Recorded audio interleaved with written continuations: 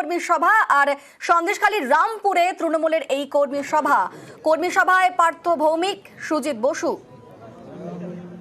সন্দেশখালীর ঘটনা, যে ঘটনাতে এতদিন পর্যন্ত উত্তপ্ত ছিল পরিস্থিতি, তবে আজকে সেখানে তৃণমূলের কর্মী সভা, রামপুরে তৃণমূলের কর্মী সভা। সেই কর্মী সভায় পার্থ ভৌমিক, সুজিত বসু সহ তৃণমূলের আরো অন্যান্য নেতা নেত্রীরাও রয়েছেন।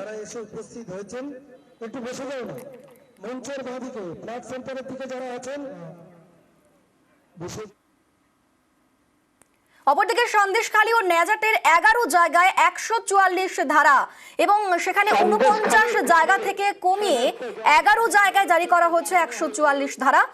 সন্দেশখালী গ্রামের শান্তি শৃঙ্খলা বজায় রাখার জন্য ফেব্রুয়ারি থেকে আগামী 3রা মার্চ পর্যন্ত সন্দেশখালী গ্রামের সমস্ত জনসাধারণের উদ্দেশ্যে জানানো হচ্ছে, সন্দেশখালী পাত্রপাড়া, খুলনা ফেরিঘাট এবং ভোলাখালী ফেরিঘাট, এই 5টি জায়গায় পুনরায় 144 ধারা জারি করা হয়েছে সন্দেশখালী গ্রামের শান্তি শৃঙ্খলা বজায় রাখার জন্য।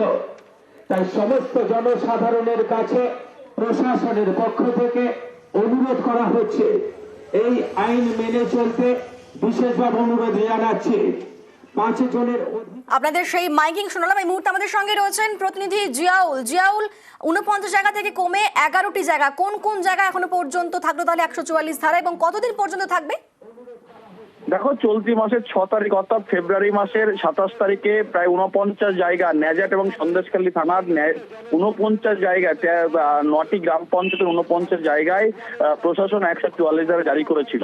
সেটি কিন্তু কমে আজকে একেবারে স্পষ্ট করে জানিয়ে দিলেন প্রশাসন যে আরো 49 জায়গা থেকে কমে একেবারে 11 জায়গা, অর্থাৎ দুটি যে থানা রয়েছে নেজাট এবং সন্দেশখালী থানা, তার মধ্যে সরবেরিয়া, রামপুর, ধামাখালী, গেলিয়াখালী বা বিভিন্ন যে ঘাট রয়েছে, সন্দেশখালী ঘাট রয়েছে, এই ঘাটগুলোই মূলত 144 ধারা আওতায় রাখা হচ্ছে। তার কারণ এখান থেকে অবৈধ জমায়েত এবং এই তার জন্যই কিন্তু নতুন করে যাতে কোনো অশান্তি না হয় তার জন্যই কিন্তু এই ঘাট থেকে মুভমেন্ট করছে, বিভিন্ন সময় বিক্ষোভ দেখাচ্ছেন।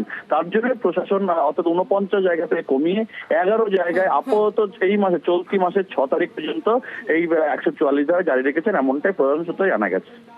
বেশ।